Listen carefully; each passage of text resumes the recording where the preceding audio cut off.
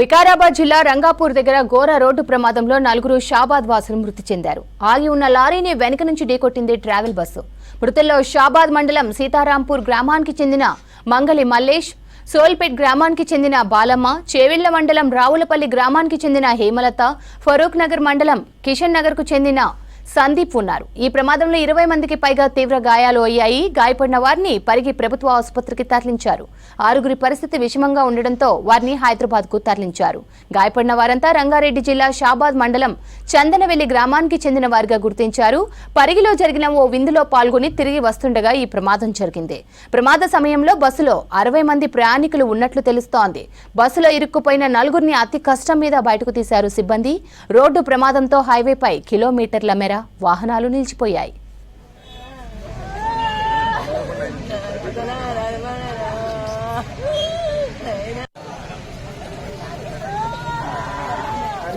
పెళ్ళైంది మాది పరిగిల 18 తారీఖు ఇక్కడ నారాయణ కాడ డిన్నర్ చేసినాం.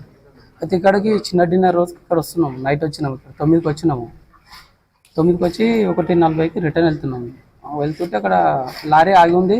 ఆపోజిట్లో ఒక వెహికల్ వస్తుంది. నాకు కంటిన్యూగా కట్టు కొట్టేసింది. ఆడికి ఒక 1 సైడ్ అలిగేసింది, లారీ కొట్టేసింది. స్పాట్లో 4 చనిపోయారు సార్.